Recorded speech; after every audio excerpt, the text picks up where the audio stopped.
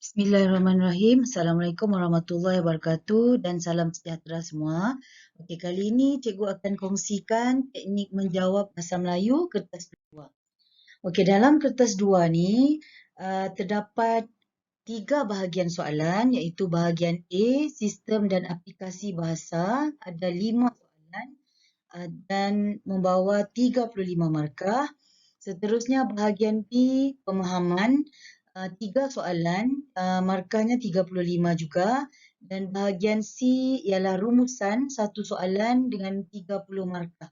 Okey, jadi untuk kertas 2 ada 9 soalan dan jumlah markah ialah 100 markah. Okey, kita lihat bahagian A, sistem dan aplikasi bahasa. Okey, dalam sistem dan aplikasi bahasa ni ada 5 soalan iaitu soalan yang pertama soalan morfologi iaitu soalan membina ayat. Okey, jadi soalan morfologi ni berkaitan dengan pelbagai golongan kata. Okey, soalan yang kedua soalan sintaksis, soalan yang berkaitan dengan ayat iaitu contohnya soalan ayat majmuk, ayat tunggal, ayat pasif tukar kepada ayat aktif, pola ayat dasar dan segala soalan yang berkaitan dengan ayat. Itu soalan yang kedua. Okey, soalan yang ketiga ialah soalan penyuntingan, soalan membetulkan kesalahan bahasa. Okey, kesalahan bahasa ni termasuklah kesalahan ejaan, kesalahan imbuhan, kesalahan tata bahasa dan juga kesalahan istilah. Seterusnya soalan yang keempat. Okey, ini soalan bentuk baru dalam format SSM iaitu Bahasa Melayu Standard. Pelajar perlu menukarkan teks klasik kepada Bahasa Melayu Standard. Okey, dan soalan yang kelima ialah soalan peribahasa. Okey, jadi untuk bahagian A ni keseluruhan markahnya 35 markah dan cadangan untuk masa menjawab ialah 45 minit. Okey, seterusnya kita lihat soalan yang pertama iaitu soalan membina ayat. Okey, untuk soalan ini, okey, pelajar perlu membina ayat berdasarkan arahan soalan berkaitan dengan petikan, okey, atau bahan yang diberikan mengikut tema. Okey, seterusnya ayat perlu dibina, ayat belajar sendiri tidak boleh mengambil ayat dalam petikan atau daripada mana-mana keseluruhan kertas soalan. Jumlah ayat dibina bergantung pada arahan soalan. Okay, jika soalan minta pelajar membina 2 ayat, jadi pelajar perlu membina 2 ayat bergantung dengan arahan soalan. Okey, kita lihat contoh soalan. Okey, contoh soalan morfologi, cikgu bacakan arahan soalan. Okey, baca petikan berita di bawah dengan teliti dan senaraikan 2 kata nama terbitan dan 2 kata kerja terbitan. Okey, kemudian anda dikehendaki membina 1 ayat anda sendiri daripada setiap perkataan yang dipilih untuk menunjukkan bahawa anda faham akan maksud dan penggunaannya. Okey, anda tidak boleh menambah imbuhan dan atau perkataan itu sebagai peribahasa atau kata nama khas. Okey. Jadi, yang pertama pelajar perlu kena pasti 2 kata nama terbitan dan 2 kata kerja terbitan. Kemudian barulah pelajar membina ayat untuk 4 perkataan yang telah ditemukan dalam petikan. Okey, kita lihat contoh cara menjawab. Okey, jadi yang pertama tulis kata nama terbitan. Okey, contoh yang perkataan yang pelajar jumpa pekerja. Okey, jadi bina ayat pekerja kilang itu sungguh tekun menyiapkan tugasan masing-masing. Okey, seterusnya perkataan yang kedua kemalangan. Okey, jadi contoh ayat kemalangan yang berlaku malam tadi disebabkan pemandu kereta yang mabuk. Jadi maksudnya ayat yang dibina tu mestilah boleh menjelaskan maksud perkataan tersebut. Okey, seterusnya kata kerja terbitan. Okey, kita lihat perkataan mengisi. Okey, pelajar buat ayat perkataan mengisi dan kalau boleh digariskan lebih baik. Okey, yang kedua dihempap. Okey, untuk kata nama terbitan dan kata kerja terbitan ini tidak dinyatakan imbuhan awalan, akhiran ataupun apitan. Jadi apa-apa saja kata terbitan maksudnya mana-mana imbuhan yang digunakan boleh diterima sebagai jawapan.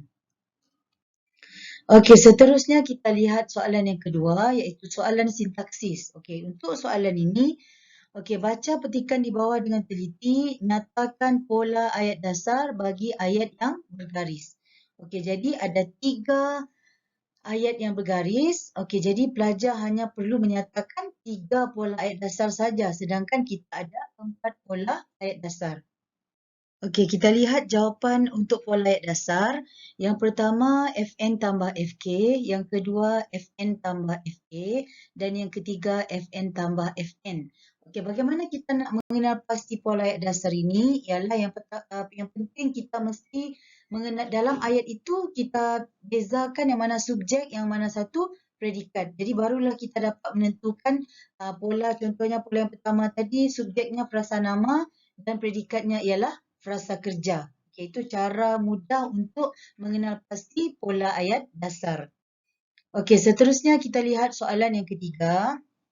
Okey, soalan yang ketiga iaitu soalan penyuntingan. Okey, kita lihat arahan soalan.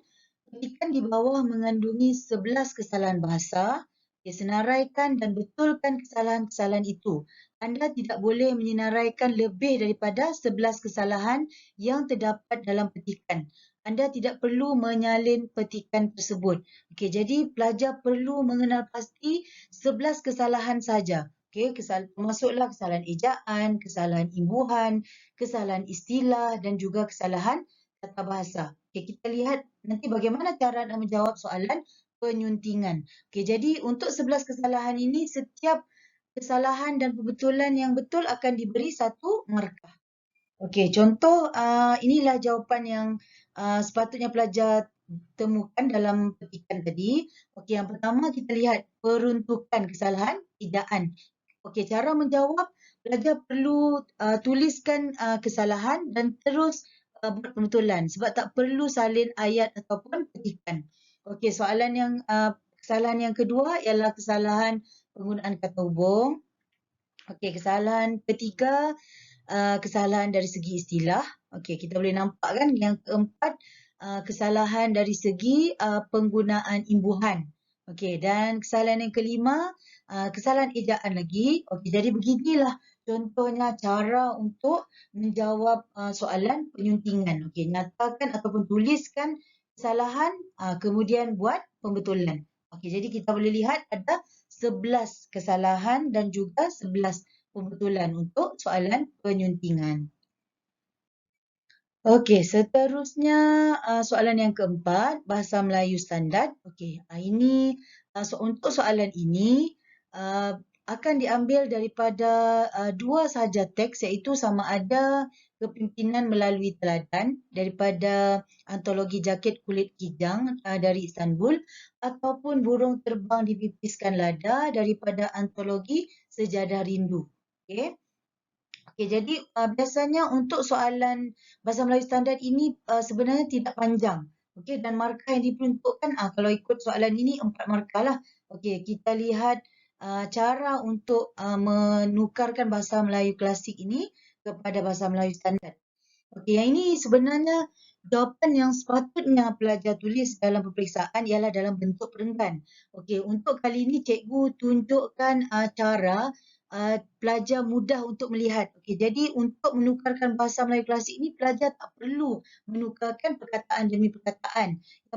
Yang penting pelajar perlu faham ayat kemudian tukarkan. Okey, kita lihat yang pertama. Setelah sudah ia berfikir, maka Patih Gajah Mada pun ingat akan petala bumi itu. Okay, ini bentuk klasik. Kalau kita tukar kepada bahasa Melayu standard, setelah Patih Gajah Mada berfikir, Patih Gajah Mada pun teringat akan petala bumi. Okay, jadi kita boleh nampak sedikit perbezaan kan. Okay, kemudian kalau bahasa Melayu klasik, akan ada kata pangkal ayat seperti maka. Jadi kalau bahasa Melayu standard tidak perlu ada kata pangkal ayat. Jadi maka pelajar perlu gugurkan saja kata pangkal ayat itu. Kita lihat contoh jawapan yang kedua. Dan yang ketiga, cikgu bacakan yang ketiga. Maka orang Patih Gajah Mada pun pergilah kepada bininya petala bumi. Okay, apabila kita tukar kepada bahasa Melayu standard, kemudian orang Patih Gajah Mada pun berjumpa isteri petala bumi. Jadi nampak mudah kan? Kamu hanya perlu menukarkan bahasa Melayu klasik ini daripada maksud cikgu keseluruhan ayat. Jadi lebih mudahlah, lagipun markah diambil secara holistik. Okey, seterusnya soalan yang kelima. Soalan peribahasa. Okey, soalan peribahasa pun sebenarnya ada pelbagai bentuk. Jadi kita lihat contoh soalan kali ini. Baca petikan di bawah dengan teliti kemudian nyatakan peribahasa yang sesuai dengan situasi dalam petikan tersebut. Okey, jadi pelajar perlu baca petikan ini dan kena pasti 3 peribahasa yang sesuai. Okey, kita terus lihat kepada jawapan. Okey, jadi yang pertama untuk jawab peribahasa ni terus saja kemukakan 1, 2, 3 peribahasa yang pelajar rasa sesuai dengan situasi dalam petikan tadi. Okey, jawapan yang pertama, hendak seribu daya tak hendak seribu dalih. Yang kedua, bagai mencurah air ke daun keladi. Yang ketiga, bagai enau dalam belukar melepaskan pucuk masing-masing. Okey, kita beralih kepada bahagian B iaitu soalan pemahaman dan juga soalan novel. Okey, untuk soalan pemahaman ada 35 markah. Okey, bagaimana nak dapat 35 markah tu? Markah petikan umum dicampur dengan petikan sastera 25 markah dan 10 markah lagi ialah daripada soalan novel. Okey, untuk soalan petikan umum bahan boleh terdiri daripada pelbagai bentuk. Okey, sama ada berita, rencana dan lain-lain lah dan juga daripada pelbagai sumber. Sama ada daripada majalah, internet dan lain-lain. Okey, kemudian pecahan soalan untuk petikan umum dan petikan sastera lebih kurang sama beginilah. Yang pertama, maksud. Yang kedua, beza banding semua bahan iaitu pemindahan maklumat. Soalan yang ketiga, soalan kemahiran berfikir aras tinggi atau pemikiran kritis. Soalan keempat, masih lagi kemahiran berfikir aras tinggi tetapi penyelesaian masalah. Okey, untuk soalan petikan sastera, bahan mesti berasaskan unsur karya kreatif. Okey, sama ada daripada antologi yang dipelajari di sekolah, Komsas tingkatan 4 atau 5, maksudnya sama ada daripada Jaket Kulit Kijang dari Istanbul ataupun Sejadah Rindu ataupun daripada sumber lain. Okey, bahan mestilah pelbagai. Maksudnya bahan soalan ini dia akan ada cerpen, puisi moden atau puisi tradisional, drama pun boleh dan juga lain-lain asalkan bahan sastera. Okey, untuk soalan novel, 2 soalan akan diuji. Okey, markah keseluruhan novel 10 markah. Kombinasi untuk 1 dan 2, soalan 1 dan 2. Okey, markah bahasa hanya akan diberi kepada soalan yang kedua iaitu 2 markah dinilai secara holistik. Okey, seterusnya kita lihat ni contoh soalan petikan umum. Okey, ini petikan daripada berita Astro Awani. Okey. Ini berkaitan dengan penipuan dalam talian. Okey, ini bahan 1. Okey, bahan 2. Ini penipuan siber. Okey, macam infografik. Okey, kita lihat soalan. Okey, soalan yang pertama, berdasarkan bahan 1, berikan maksud memandang enteng. Memberi maksud kan, okey, 2 markah. Okey, soalan kedua, merujuk bahan 1 dan bahan 2.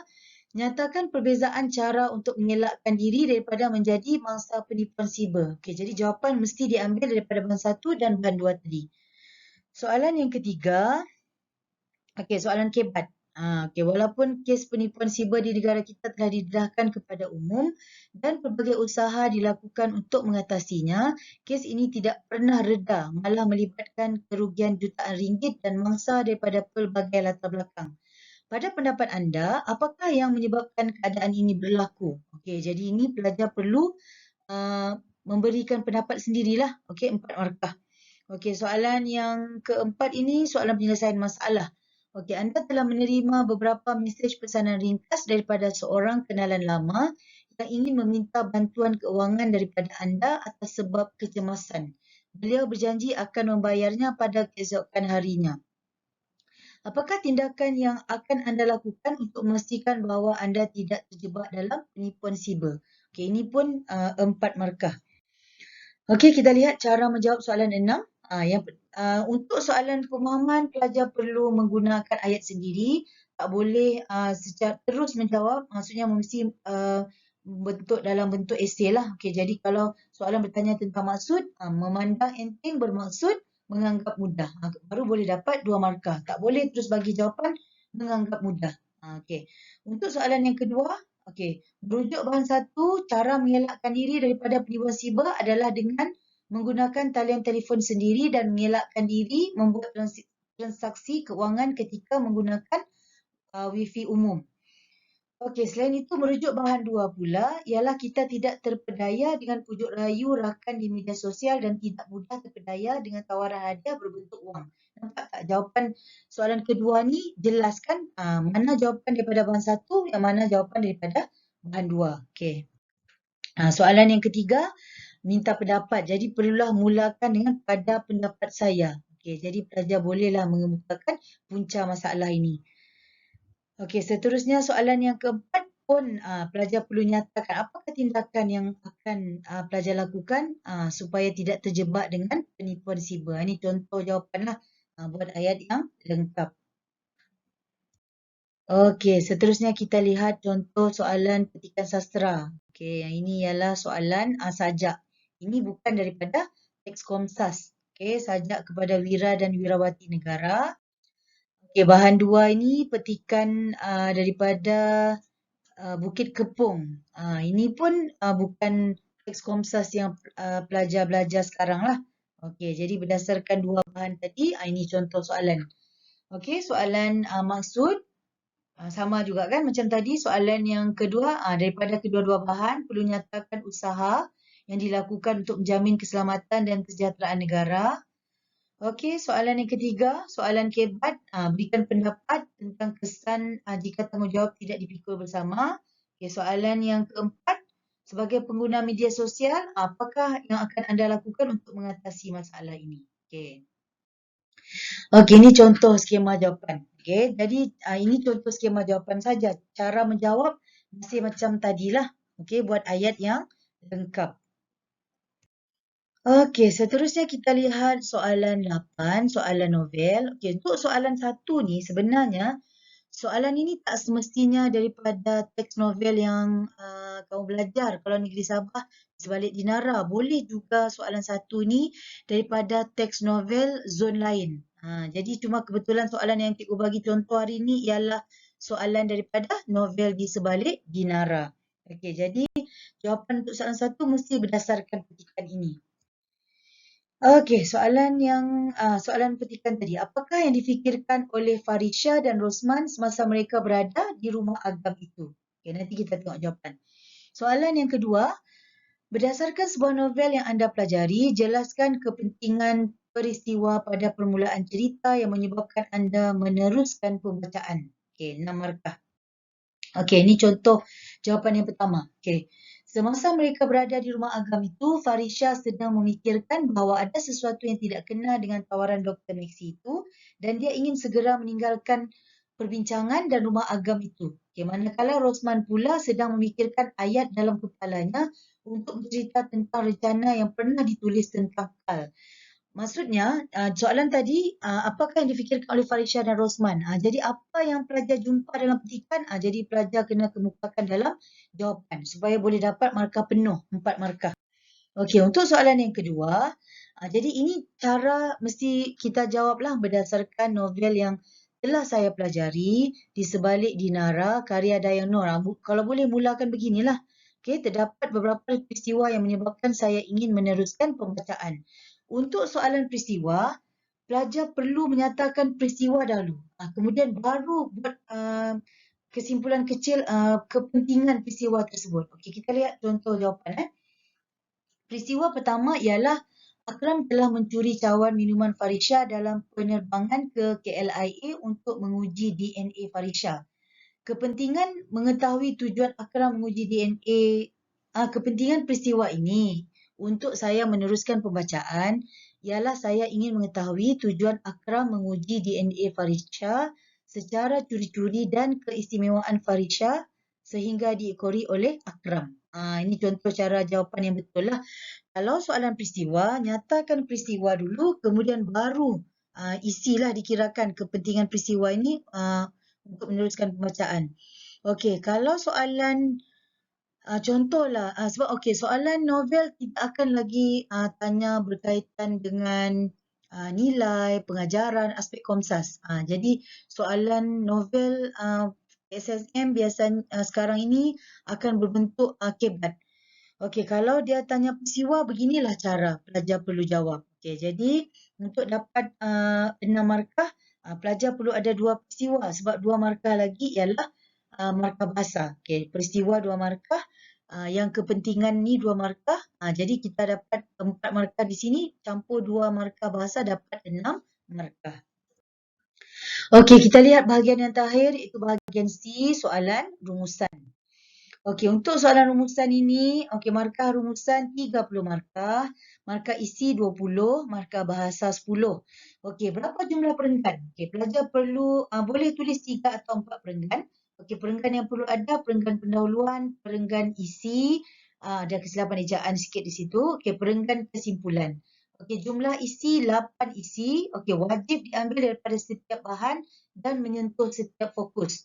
Okey, jumlah perkataan tidak melebihi 120 patah perkataan.